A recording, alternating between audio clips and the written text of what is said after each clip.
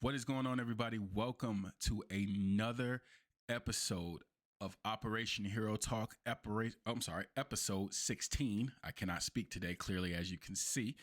Uh, it's your boy Dimitri Starks in the building, of course, with my lovely co-host Gaki Bunny. How you doing? Good, good. How are you? How is everybody? I'm assuming everybody's good. They haven't told us. They haven't told us otherwise. So That's true. yeah. That's true. How are you? How's It's your night going going? pretty well. I had to set up a lot of this new shit. So, looking pretty. Is the blue popping off the ooh, The yeah. blue is The popping, blue is sir. The popping blue off. is Yeah, popping. okay. Yes, Mr. is in the building. Anyways, uh the number one podcast for the nerds, the nerdettes, the blurs, the blurdettes. You get it. We are here. We are in the building. We are we. We are we. We could never be them, and they could never be us. It's a little just a little braggadocio. Anyways, super happy to have you guys back. As I said before, this is episode 16, where we cover. It is DC week, so we will be covering a very special hero. I think a hero that doesn't get enough credit, mainly because, like his not protege, like his mentor, it's more so about the symbol than it is really about the person. Because I mean, three, if we're being perfectly honest, seven different people have been this hero. I'm referring, of course, to Robin. So, with that being said, let's get into it. If you're listening to this, via our multiple podcast streaming websites, please hit it with a like, comment, let us know what you think about the episode. If you're watching this on YouTube, hit us with a bell. So you hit us with a subscribe. That would be nice. Thumbs up or thumbs down if you want. Smash that like button. Smash the damn like button. Do it. And I'm getting a little angry today. I don't know why. And don't get angry here. Let's not get hostile. yeah, don't get mad. Get glad bags. Basically, hit us with a comment. Let us know what you thought about the episode, and please feel free to subscribe and hit the bell so you'll know when we drop a video. But with that being said, let's get into it. All right, speech time. Let's go. Speech time. Speech time. Speech time. Speech. Speech time on the new Yeti. Oh yeah, I ain't gonna touch the mic. Anyways, you so happy, aren't you? I am. I'm looking very clear. The skin is popping. Face regimen is working. I hate when my wife is right, but she is. All right. So I remember I was watching a show, and this is completely off base a little bit, but it made me think about Robin. And it actually gave me the inspiration to do this hero for DC week. Right. It was a show called The Blacklist. I'm pretty sure everybody else has seen it. James Spader is amazing. If you haven't checked it out, recommend you go check it out. But there was an episode in there, and I'm not going to go through the whole episode. I'm not going to do that. Where he basically set up this guy who was in his organization just to do like a loyalty test to see if he would betray them. And of course, he did end up trying to betray him, but it ended up backfiring on him. And he told a story about how when he was a kid, he went to go work at this. I believe it was a rug shop. It was a rug shop, and it was the middle of the summer. He wanted to be at the beach with his friends, with his everybody was at the beach. He asked his father if he could quit. His father said, "Did you give the man your word that you would work the whole summer?" He was like, "Yes, I did." So he encouraged him to do it. He worked the whole summer. And the owner came to him on the last day, said, "Nobody has made it through the whole summer. Here you go, $40. But it wasn't the story that got me. It's what he said afterwards. He said, and I quote, that was the most valuable money I ever made because it taught me a lesson. Value loyalty above all else." Right? And we can relate that to Robin a little bit. Now, ladies and gentlemen, being the Batman's protege is no fucking picnic, okay? It is not. It is a up at all hours of the night, never getting a, you don't even get this. You don't even get this. You don't even get a thumbs up. This ain't for gratitude. This is what we supposed to do. I trained you. I'm just going through what the Batman thinks, right? There's been 7, but we're really only gonna discuss 3. We're talking about 3. We're only talking about 3 today. So this role keeps getting filled. Why? Why does it keep getting filled? I have a few theories, right? Because I'm not saying that Batman is targeting these kids, but if we really think about it, these kids all come from really troubled backgrounds, with the exception of Barbara Gordon, who eventually ended up becoming the Batwoman. But hell, I mean, even she came from a troubled background. Her father was the commissioner, and they lived in Gotham City. Like, very true. So,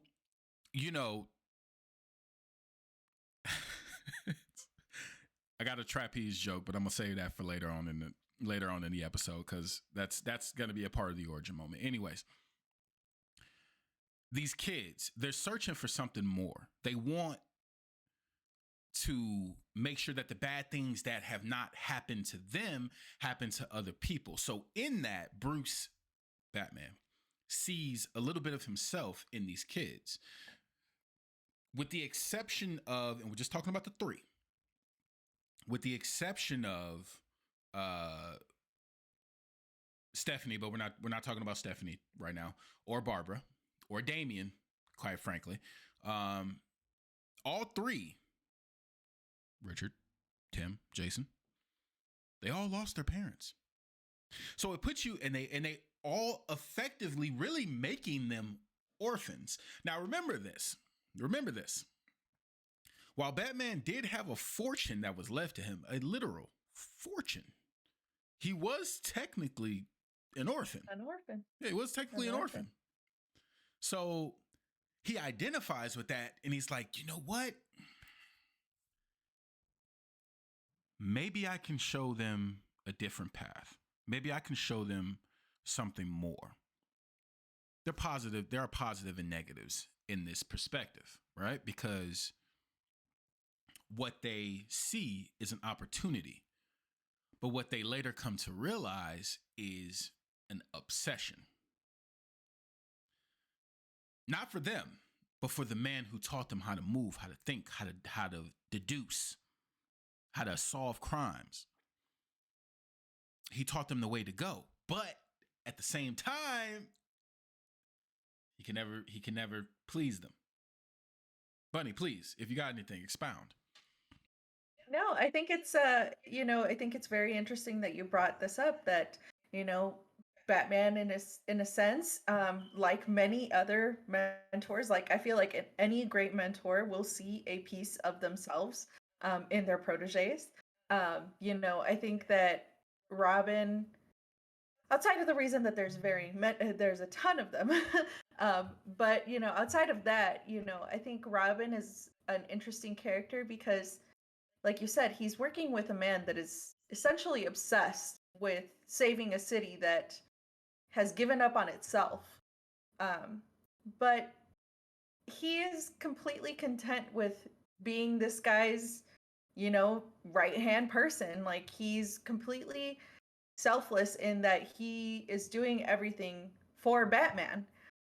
So much so that, we see some evolutions that happen within Robin and the character of Robin throughout the history of the character. So I think it's one of those ones where you love him because you just see the purity in him, and that's part of the reason why he's depicted as a child, and sometimes as a young adult other times. We see it in all different aspects. I know in the comic books, the ones that I read, he was a teenager. So it's a really interesting character to pick apart because you have so many levels as to where they would be at the different stages of their life. No, absolutely. I think that when we take a deep dive into this character, when we do a deep dive into this character, when you think about this character in general, not when we do a deep dive, you have to really think about the age does come into play. And we remember, while some of the depictions in film and TV were teenagers, they were all kids when they met Batman. And it's kind of funny. I don't want to give this shit away too soon. Fuck it. So basically, called it for the origin. No. I'm not really going to speak about the origin of the characters, but they kind of, I'm just going to say they kind of follow a similar theme. The parent example I just gave kind of wraps it up perfectly, but at the same time, really, until this isn't even about the origin, really, until the third Robin, Tim Drake, Jason and Richard, Dick, and Jason. So Dick and Jason, Dick just was tired of his shit, pretty much. He was tired of his crap. He was like, look, I can't please you. I do a great job. I do everything you taught me to do. I do it well. You are never satisfied. You're never satisfied. So check it out. Here's what I'm going to do. I'm going to take care of Bloodhaven. This is my little spot. Stay out of my area. If you need me, of course I'll be there, but we both know you won't need me. And even if you did, you won't call me. So with that being said, you do your thing. I'm going to do my thing. Jason is a whole nother thing. We'll get into him a little bit later. But Tim was really the one person that said, yo, hold on now. I know that this mantle, Robin, this hero is, not for the weak. It's bestowed upon only the worthy by you, Mr. Bruce Wayne, Mr. Dude in the black suits and the black tights. Mm-hmm. But at the same time, I'm the one taking the risk. I'm the one who really has to make this hero my own. I have to be my own man, because guess what? If you die, Gotham still has crime. I still have to go on, and I'm not going to be you. I'm not going to put on the bat suit. So why not make this my own? And that's exactly what he did. So that's why I really like Tim Drake as Robin. He's my favorite Robin character. Jason is my favorite in general out of the three because of what he would later become, the Red Hood. And if anybody's checked out my TikTok, I love the Red Hood. Yeah, it's interesting. I mean, which one is your, do you have a favorite? It's kind of difficult, but I have to agree with you. It's I love them all for so many different reasons. I just wish that, we have Dick that is, very much, I mean, we even see it when he's depicted.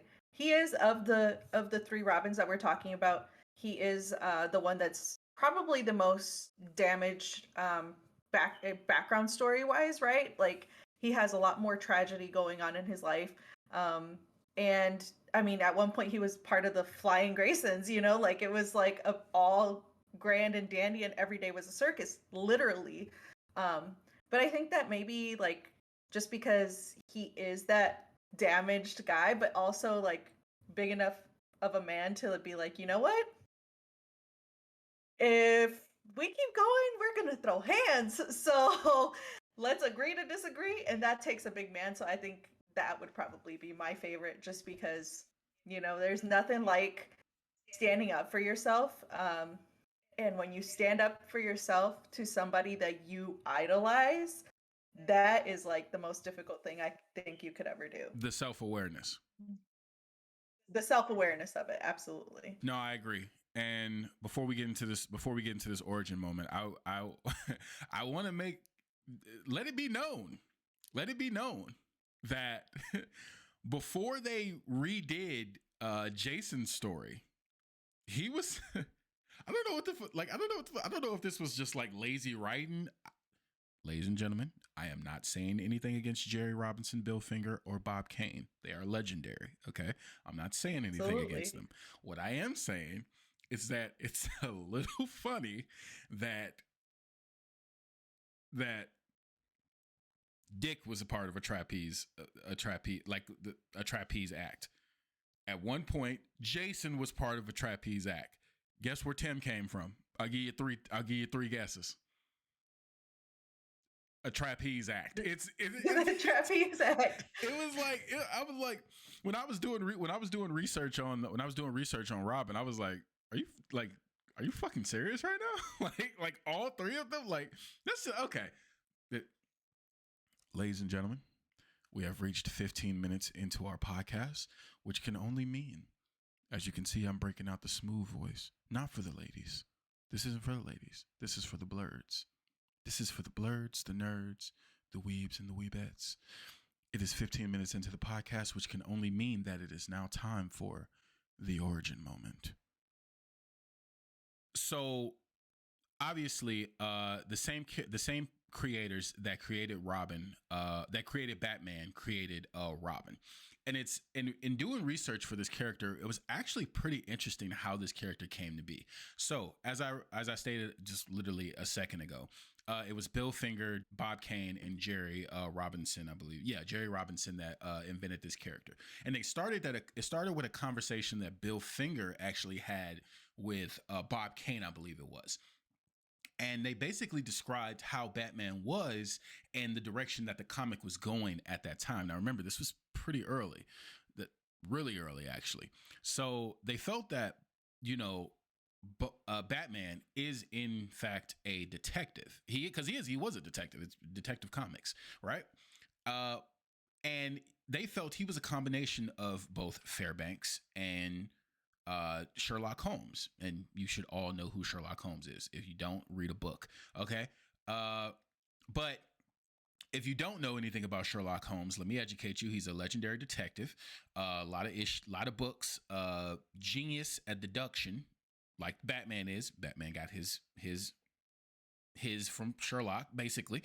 And the one thing that Sherlock had at the time that Batman didn't have was Watson, a sidekick. Watson was a doctor, and he was a person who pretty much tagged along with Sherlock on a lot of his cases and was pretty instrumental in helping him solve some of those cases. So they felt that Batman needed that, and so they decided right there that from that convo that they were going to start building a sidekick for Batman. So they were looking at some some inspiration, some mythical characters for inspiration, and they came across Robin Hood. And they were like, okay, this could be something we could build off of. Not really so much for the steal from the rich and give to the needy. They weren't really thinking about that. It was mainly from a look standpoint. So, couple more convos, couple different drawings, and boom. Okay. We get Robin in Detective Comics number 38, which came out in 1940. Was the first appearance of Tim. It was the first appearance of Dick Grayson, and then he would later become Robin in another issue. Oh no! I'm sorry. He actually did become Robin in that same issue. It was actually pretty interesting.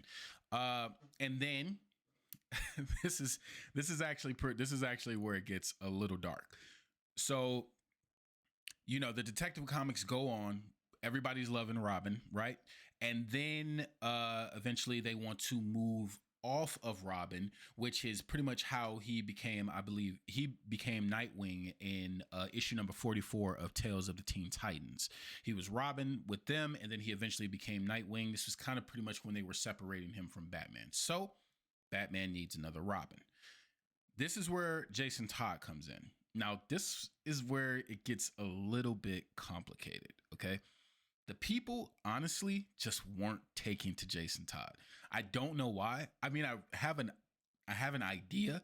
I honestly believe it was because he had pretty much the exact same origin story of how he was discovered by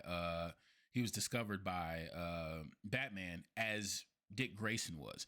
I don't know why the fuck the mob is so interested in the circus, but I guess they just were at the time.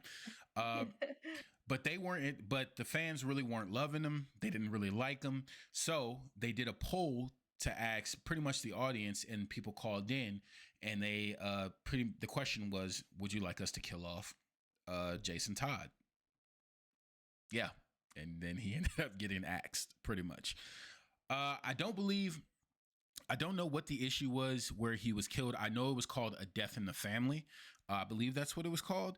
I'm sorry. Jason Todd's first appearance was Batman number 357 in 1993.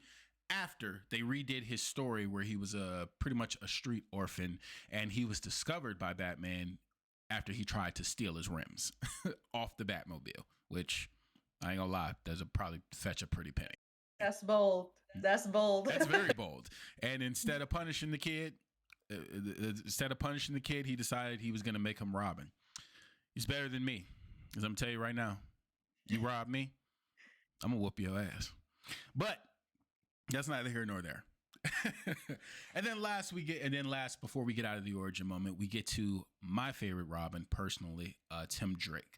Now, Tim Drake's first appearance basically came in Batman issue number 436, which was in 1989. And it was pretty much the exact same thing. His parents were in the damn circus. I don't get why this is a thing, but I mean, it's just, hey, if they like it, I love it, I guess, whatever. But at the same time, that's what was going on. And he eventually got discovered, and he became pretty much the final Robin until Damian came into the picture later on in the story.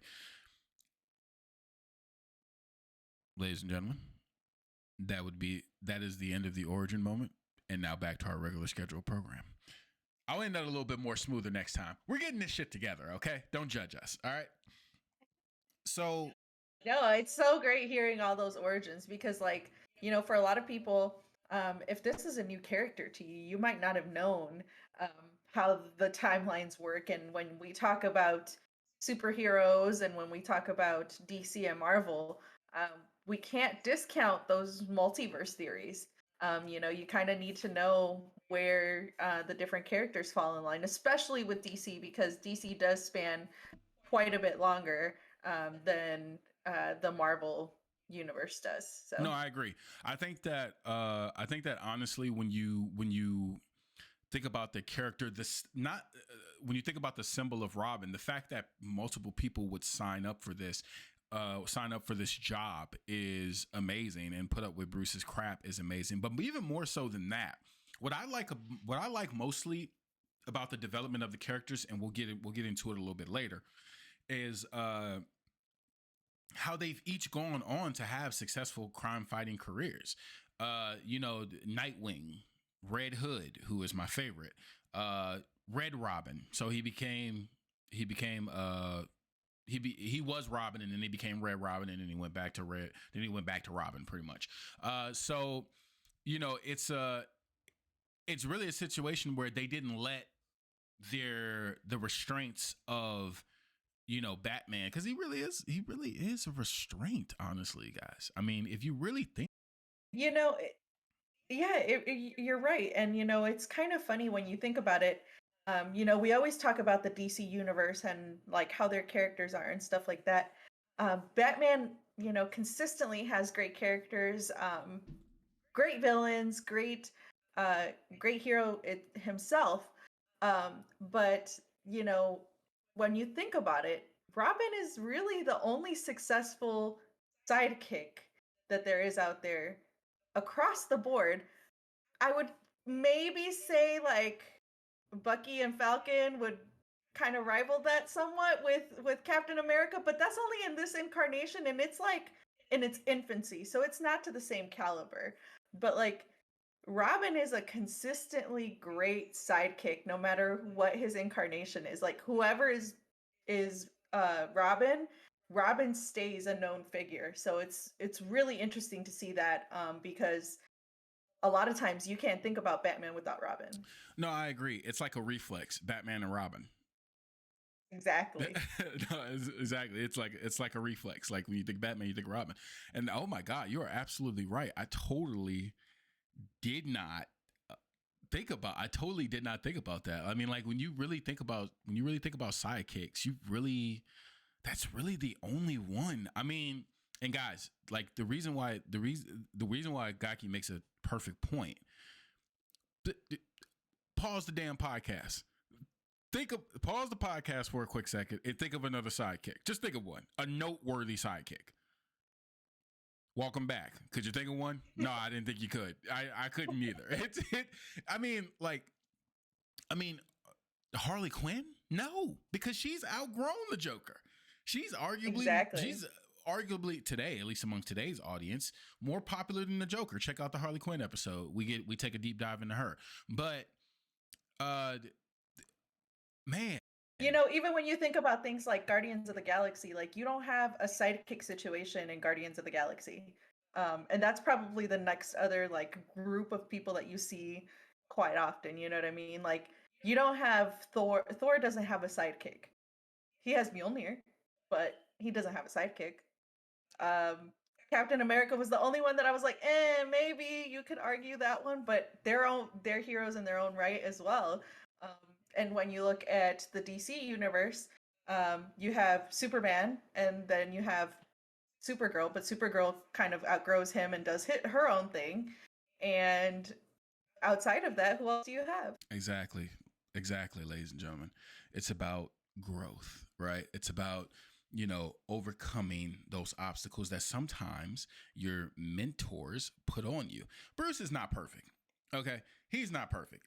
But you got to understand where that comes from, right? It's a facade. His billionaire playboy, persona is a facade. The Batman is who he really is. The Batman. Now I'm making a point here of how this relates to Robin. The Batman. If the Batman is his true identity, right? And Bruce Wayne is really his cover, right? Then if you're really being who you are, then all you care about is stopping crime. Not human emotions, but you don't really have time for distractions. That's what I was trying to say. You don't have time to be your real self. Exactly. And I think that especially in Dick's case, the job was just all they did. And while there was nothing wrong with that, and I actually think that he became a very good superhero, a great superhero in his own right. I think all three of them did. But well, Red Hood's he's kind of an anti-hero, but still. I think that, when you think about the paths they've taken, they've really come from the perspective of, hey, I get that this is all you have. I understand that. And I was down to ride with you for as long as I could. But at the end of the day, if this is who you truly are, that doesn't mean that this is who I have to be. Exactly. Like, I get it. Like, we get it. We get it. We're never going to be good enough for you. Tim understands that. Jason really didn't get the chance to understand that before he got kidnapped. And of course, Dick understands that more than anybody. I mean, he was the first, right? So he was the first one. Exactly. So it's really a situation where it's like, man, like, I can't be the hero that you want me to be, because that's not who I am. And in a way, it's kind of this like coming of age story, right? Because we need to keep in mind these all started off knowing Bruce at a very young age. It is essentially Robin is this coming of age character where you sit in this job and you transition from it once you've learned the lesson that you kind of have to make your own decisions. You have to make your own mistakes, and you have to be your own person. And you have to find your own happiness, whatever that might be.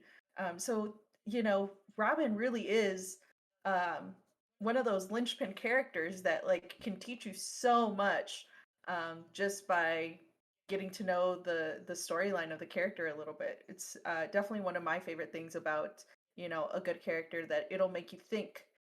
It makes you look at things at a different perspective, and it makes you realize some stuff about yourself too. Absolutely. Before we go to break, Gaki, who are you dressed as today?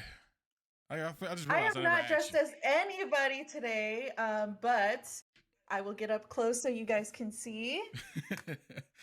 I was like, you got the. I just got, you know, the red, the green, the yellow of our beloved Robin character. So unfortunately I do not have a Robin cosplay, but he is added to the list, the never-ending list of characters I would love to cosplay. Absolutely, she's a. We'll before we go on break, we'll just say she's a member of the Gotham Goth Club and call it a day. All right. Well, so with that being said, we're gonna take our first, well, our only break. We're gonna take a break real quick and come right back after the ad. We'll get a little bit into the Robin portrayals in popular media. Yeah, so movies, pretty much movies and TV shows, and we'll get into that. We'll do our ratings on who we feel are the best Robins and why, who they eventually became, and then we'll rate those heroes, and we will call it a day. So with that being said, don't go anywhere. Don't go anywhere. One eternity later. Welcome back to episode 16 of Operation Hero Talk, everybody. So I don't even want to waste no time on this. I want to get right into it. So there's been a lot of portrayals of there really hasn't been a lot of portrayals of Robin. Let me explain. I mean, really, when we think about it, the only guy that's really portrayed Robin is what was his name? Chris O'Donnell. Yeah, Chris O'Donnell.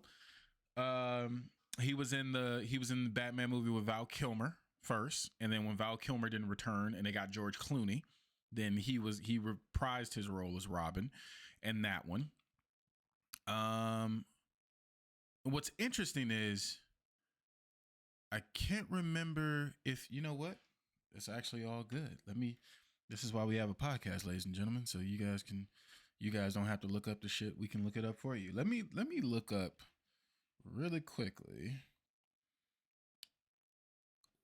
who he was. I can't remember if he was. I'm pretty sure he was. He was Dick Grayson. Yeah, he was Dick Grayson. Yeah, he was Dick Grayson. Okay, yeah, I ain't gotta look that up. It was Dick Grayson. Yeah, I remember. Yeah, okay, I remember that. So I mean, really, guys, that's that. If that's really it. If you guys want to count Joseph Gordon-Levitt, you can. I choose not. I choose well, not we to. can't forget the original Robin of the old series, and I'm talking old, like 50s, 60s, 70s. There was another actor that did play well, and his name is Gaki. Thank you. I want to thank you. I did not put, ladies and listeners, if y'all see me for this, if y'all see me in the streets, please, you can smack the back of my left hand, okay? Because that was disrespectful. How in the hell do I forget Burt Ward? I love Burt Ward. Burt Ward and Adam West, ladies and gentlemen, are legends. Okay, absolutely, they're legends. All right. The funny thing is with Burt Ward is, for those that don't know this, English is actually my second language. I grew up, and up until I was like 5 years old and went off to kindergarten, I only spoke Spanish. So my experience with Burt Ward's Robin is watching it while my family was running around getting ready in the morning and not understanding a lick of what he was saying, but just knowing that I loved him because of his mask. No, but see, that's the thing though. Holy jeepers, Batman! Holy needy Batman! Like I loved it. I used to watch the old Batman show. At first, it was because we ain't had cable. We had to watch what was on. But at the end of the day, I actually started liking the show. I was like, I get, like, remember, I was a kid at this time. So were you. I get that this is an older show, but it's actually good. Like, this is it was actually really good. Yeah, like this the writing was actually really good on it. And I love the fight scenes. I loved the fight scenes. Yeah. I loved the boom, the pow, the bam popping up on the TV. I was like, this is dope. I don't care what nobody says. Yes, we got technology to make this better now, but at the same time, that was dope for its time. That was dope. But even in that, Absolutely. you saw basically.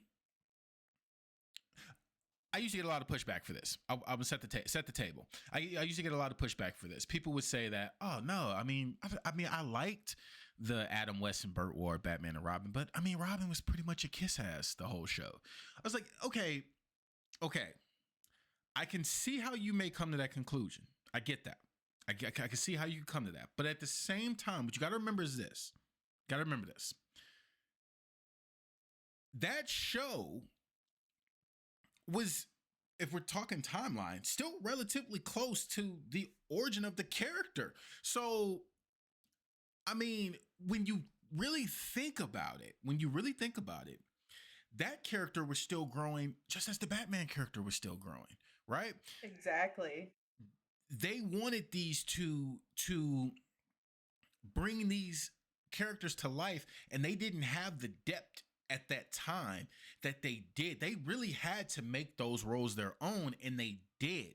I mean, how we've all caught ourselves saying something that Burt Ward saying. If we don't say it directly, we say it, but we do say it in the tone, and we use the first and the last word, holy and Batman. Me, usually I just go, holy shit, Batman.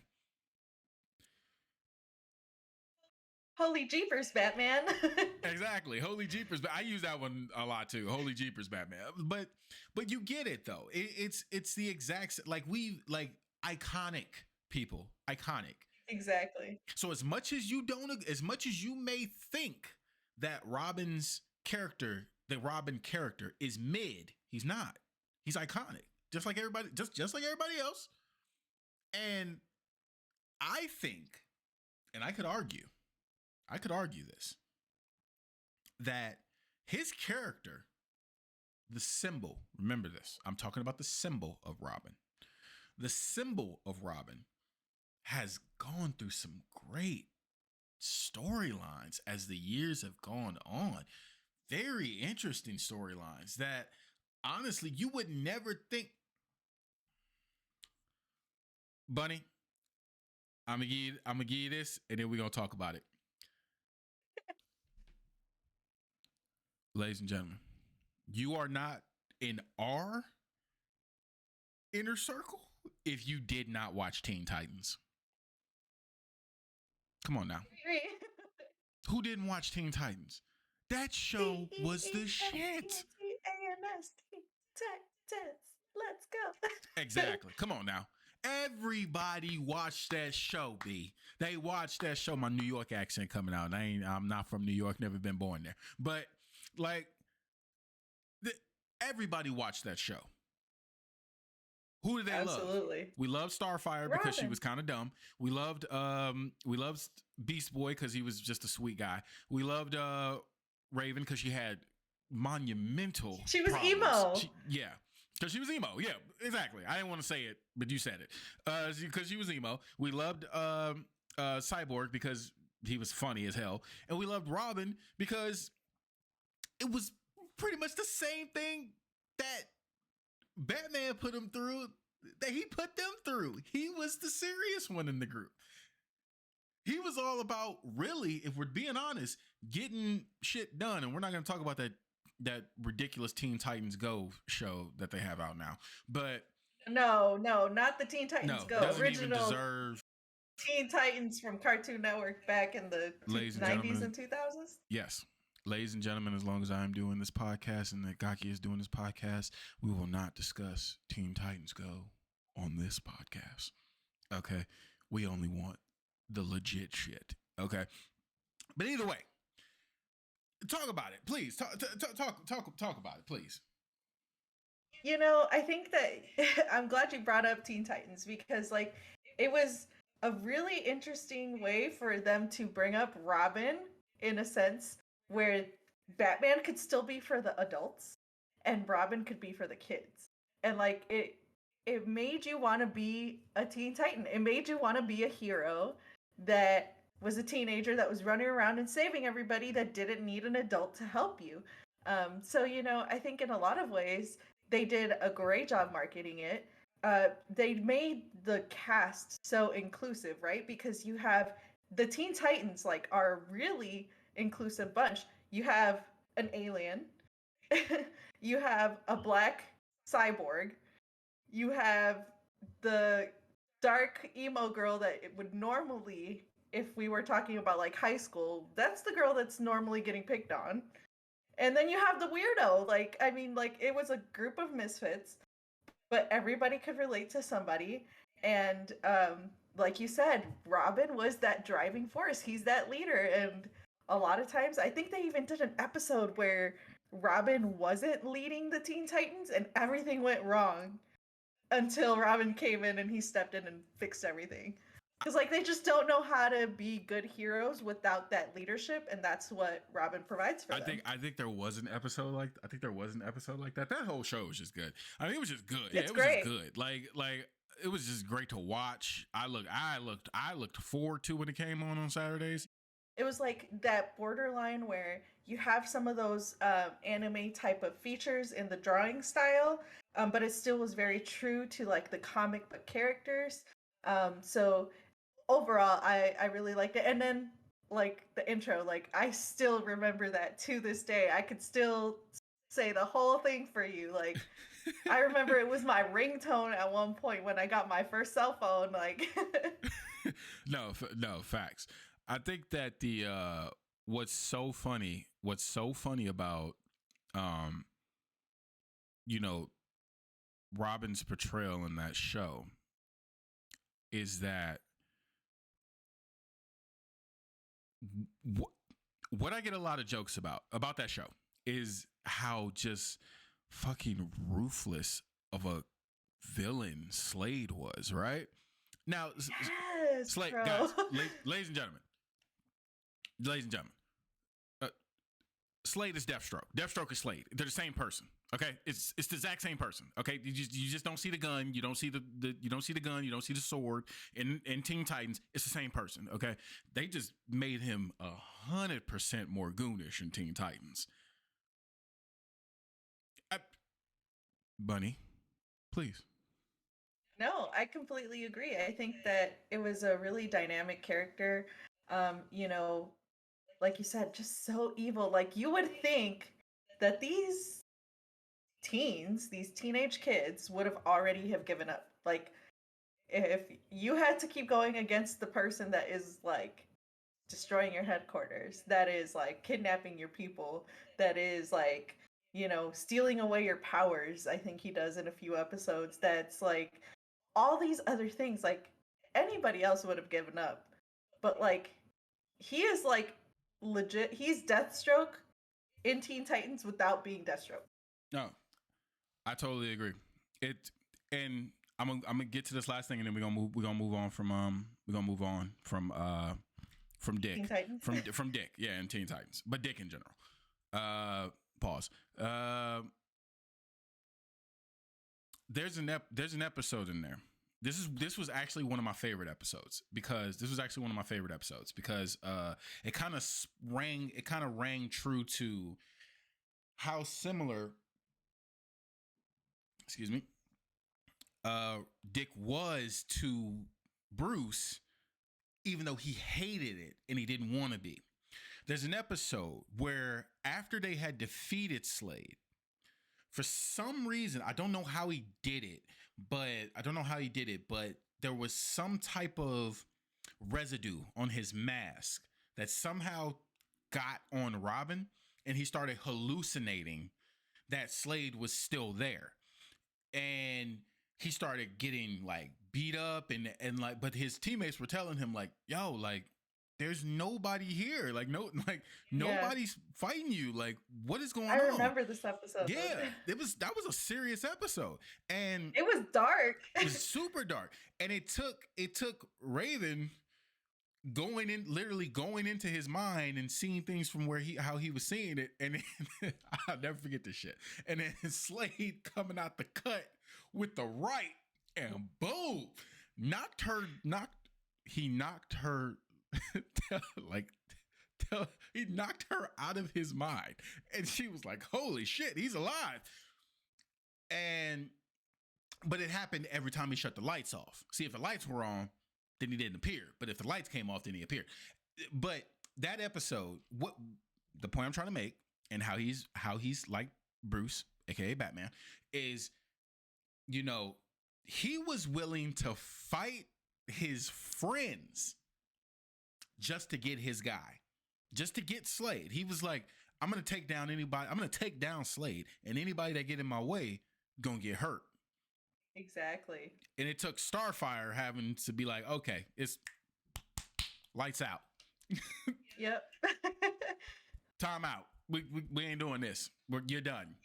You know, I think that, you know, when it comes to Teen Titans Robin, Starfire was really that thing that kept him from going too dark. I probably would say that that's probably the thing that kept him from going the obsessive route of Batman. You know, Starfire really was like keeping him in check, keeping him in an upbeat mood, letting him see the positive in different things. And I think mainly through her innocence, but that's another episode for another time because we could talk about Starfire for a good while. We definitely will get into Starfire. Don't even trip. What's so interesting about that, I agree with you. I totally agree with you. I think what made him different, what made and makes him different from Batman is that he actually let somebody in. We can argue Alfred, but Alfred ain't gonna keep him warm at night. Okay, so it's a total difference. All right, it's a little different. Let's move off Dick. We're going to Jason. Ladies and gentlemen. Ladies and gentlemen. There is a comic book series called Under the Hood. I'm sorry. Came out in 2009. Ladies and gentlemen, I loved this series because it goes through all the events of what happened after Jason was presumed dead.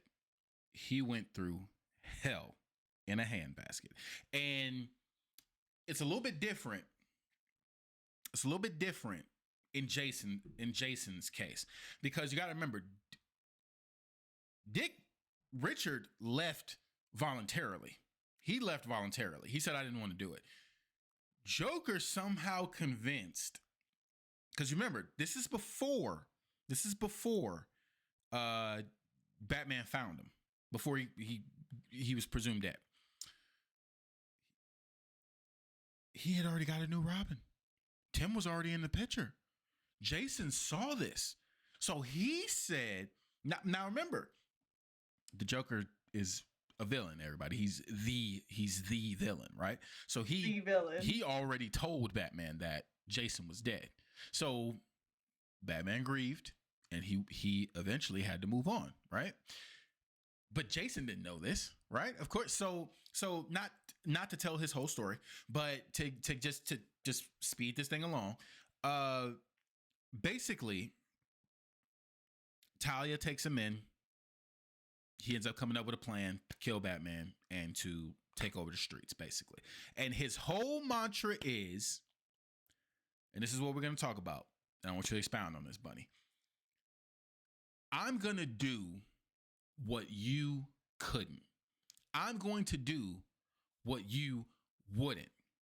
How many innocent people have died because you won't do what you know you should do? Take it away. Absolutely. I mean, how do you, like, that's what makes him such a great anti-hero, right? Like, he's getting in there, and yes, Batman isn't, I mean, one could argue that Batman's an anti-hero too, but probably not to the same extent, because while Batman is not willing to pull the trigger, James is. Like, he's got no problem with it. Like, he's ready to just, you know what, you're a danger to my society, you're a danger to the peace of this community, Like, I think that, again, dark history, that makes him into, um, what he ends up ultimately being. But I feel like it's also, it's different in a way because he goes through this, like, basically brainwashing. I mean, when you're talking about the Joker, there's nothing else that you can put to it but brainwashing, because he's convinced him that Batman didn't care about him. He's convinced him I agree. he's convinced him that, like, the only way that he can actually get rid of these evildoers is by pulling the trigger, in essence tainting himself and becoming a bad guy himself to a certain extent. He's kind of like, for those of you that have watched it, if you've seen Dexter, I have very Dexter vibes from him.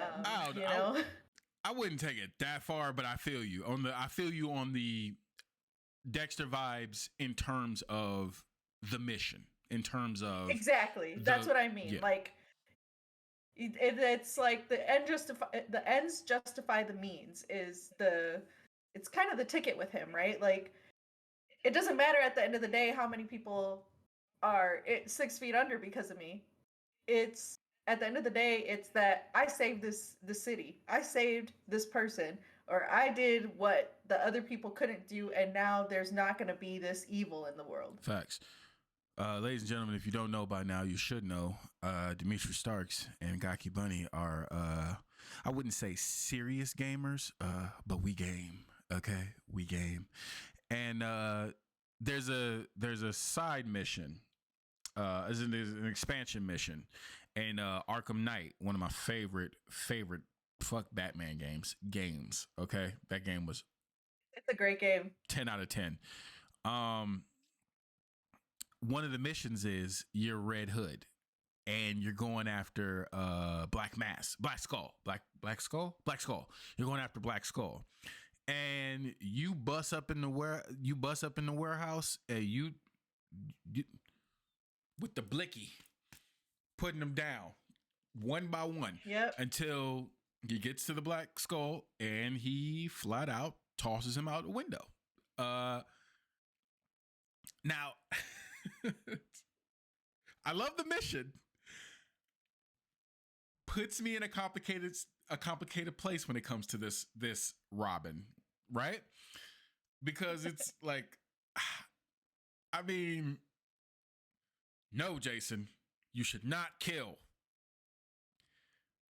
But we don't got no more Black Skull problems, so I guess that's kind of a plus. I mean, damn it, it's like it's. See, I think that the one thing that I will say about that Robin is that he doesn't ever realize that just because he's killing off the big bad doesn't mean that somebody else isn't going to try to come in and fill the vacuum. And that's what essentially keeps him going down the same route, where, it's a constant cycle of killing, because he gets rid of this guy, and then what happens? A bunch of people fight over it, causes more crime, somebody else tries to fill that space. That's the lesson he didn't learn from Batman, because if you think about it, with Batman, these big bads, they're going to jail. And even though they can move some parts from being in jail, at the end of the day, there's not the vacuum that it causes. Yeah. When you get rid of the big bad altogether. Yeah. So he goes more so for the lower level guys. And I agree with you. I think his real only hatred for the big guys is, of course, for Joker. He's the main one where he's like, absolutely, why haven't you killed this guy? He is a monster. Listen, I get your ethics. I get them. I'm Robin. I used to roll with you. I used to rock with you. Trust me. I know you, right? I get it. I was down for that whole thing. But if ever anybody needed to get murked, it is this man right here. If you don't murk him, I'm gonna murk him myself. I'm done with this. Gotham is done with this. We have to be done with this, because this man, he's never gonna stop. And you not No. acknowledging that and still putting this man in jail week after week, month after month, year after year. He breaks out and he kills more people. It's insanity. And he's turned me insane. so it's using that as a caveat to move on to Tim Drake. The third Robin. Now, here's why I want to use that example. Ladies, go listen to the Joker episode. Go watch the Joker episode because we really get into it with this about this man. Not only did he torture the second Robin, he he paralyzed the third Robin's girlfriend. Like, oh my, like it's talk about like an insanely evil dude that you just love to hate. Yes, we're not talking about Joker. We're not talking about Joker. Let's keep it on the impact, right? Now, obviously, you want to get some get back, right? But I think that Tim, unlike Jason, understood. He falls more in line with that. If I go there, I can't come back as well.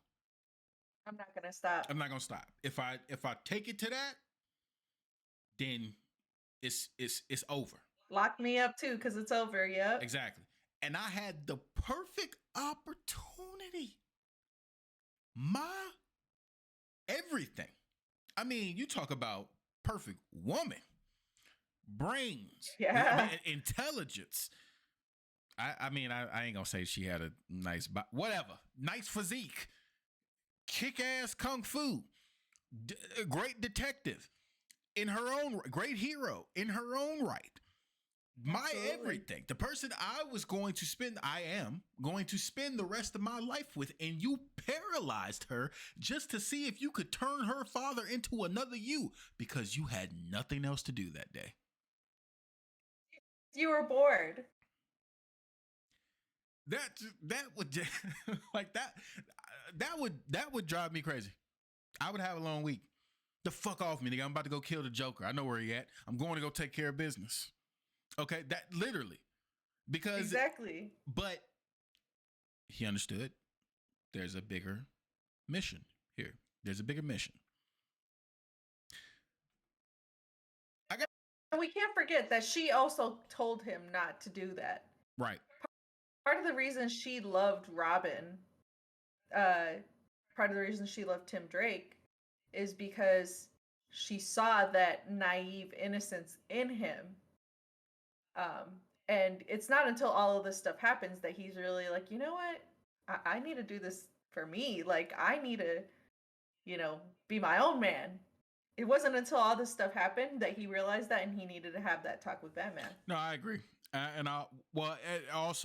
was after the events of Batman Battle for the Cowl, which was like a whole thing, exactly. A whole thing in itself.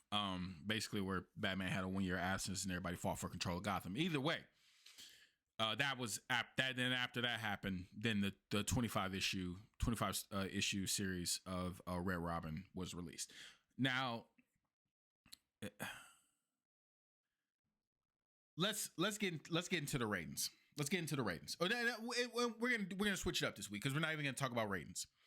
Because you can't really rate these three. Hard to rate them. Yeah, we can't. It's hard to rate them. No, we can't rate these three. What I want to know is I want to know your favorite. That's what I want to know, your favorite, and I want to know why. That's who I want to know. Who is your favorite Robin, and then who's your favorite other hero that they eventually became? Okay, so you want to go first, or you want me to go first? You know what? You go first. Okay. I think we've already kind of heard it from you, right. but Absolutely. So, obviously, with me on Robin, Tim Drake takes the cake from me, basically, mainly because I respect the fact that he took that persona and he made it into his own, and he even took it back from Damian Wayne. Really, I mean, because Damian didn't really want to be Damian didn't really want to be Robin really in the first place, and he'll get his own episode. But at the same time, you know, and I respect the fact that he put up with a lot of you know, the same stuff that Richard put up with, Dick Grayson put up with when it came to Batman. But the way he viewed it was different. It was just like, hey man, I get it. I'm here. I know you. I know you. I know you won't ask for help. So I'm just going to help you because I know you won't. You're too stubborn. So I'm just going to take that and I'm gonna ride out with that, and we still gonna be partners. That's just how this thing goes. You can't get rid of me. It is what it is. Favorite hero who they would soon become? Come on now. Obviously, it's the Red Hood, ladies and gentlemen. I mean, this he's the man, right?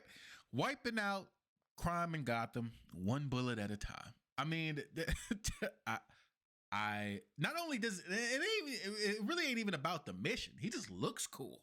I mean, like, he just looks cool. He's dope. He carries the assault rifle. I love it. I mean, I like that he took over the criminal underground world, the criminal underworld, and you know, he basically was like, yeah, I run this now. I run the show, and if you get in my way, Batman, then we're gonna have an issue. Because I'm gonna deal with you when I deal. I'm gonna deal with you when I deal with you. You're gonna have to see me at some point. But for right now, I'm gonna show you how it should be done, cleaning up Gotham. And I gotta respect that. I gotta respect that. So that, I mean, those are really my ratings. For me, I think my favorite Robin, I think I might have mentioned this before too, is Dick Grayson. I think, you know, there's something to be said to fill the role for the first time. There's something to be said for speaking up and being your own man and being willing to stand up and confront your idol, to confront your mentor. But also, I think that, you know, like I said, like his childhood tragedies are, you know, they make you understand why he kind of is that little bit of an edgy bad boy at the beginning, and then, you know, Batman whips him into shape and turns him into something that could be better. So Dick Grayson, as far as Robins go, I think that he's a great Robin. And I think that in a lot of ways he paves the way for, I mean, he literally paves the way for the other ones, but I think in a lot of ways, like, it's, the stories are all going to come back to that first interaction of a Batman and a Robin, right? Like, Batman is, in a way, even though Dick Grayson never measured up to what Batman wanted, in a way, he really did, because then he compares all the future Robins to Dick Grayson. So it's kind of like a little bit of a, like, the one that got away type of thing, I feel like, is going on. As far as my favorite Robin, that, like, who they eventually become, Red Robin. I actually really love Red Robin. You know, it's definitely one of those ones where it's like probably not a very popular character, and to be honest, I didn't get to read too much of him after that. But I think that part of the reason that you mentioned, you know, that he's like, you know what, I'm gonna ride out with you, like, you know, he's becoming his own man. He's, you know, he is the fulfillment of, hey, just because you tell me to get out, old man, doesn't mean I'm gonna do it. I'm gonna do what I want to do. Kind of rebelling in a way too. So I think that that's part of the reason why I love him, because he does come from that kind of standpoint when he is Red Robin and eventually Robin again. No, I agree with you, and sidebar, because like I told you guys, I love the video games. I don't know a person who doesn't. I loved Tim Drake's look in Batman Arkham Knight, the last one. I love the look, the shaved head, and the like. He just had a rugged, like, just gutter look. I was like, this is dope. Like, I was like, does he look like? Can we? It's like it's like I said, like, you know, the we're all used to seeing the green and yellow Robin that has those patches of red, but when he becomes the red Robin, like like I said, like that's taking the little baby bird that wouldn't have been able to fly out the nest and turning him into this like beast No, that just like, could dominate the skies. no, Like, I agree. And what's so funny about that is that in the game Arkham Knight, he was still Robin. He hadn't been Red Robin yet. But but just the like, I was like, this is a dope, because he doesn't look like any other Robin. It's a exactly. like, he don't got the long hair like Dick Grayson. He don't got the pretty boy image like Dick Grayson. He has the ruggedness of Jason, but kind of, depending on how you look at it, kind of turned up a little bit. So it was like, I honestly, just being real with y'all real quick, I just love the shaved head. I was like, that is a dope way to portray Robin. I love it. Cause it's like, yo, this is Gotham. This is Gotham. Okay.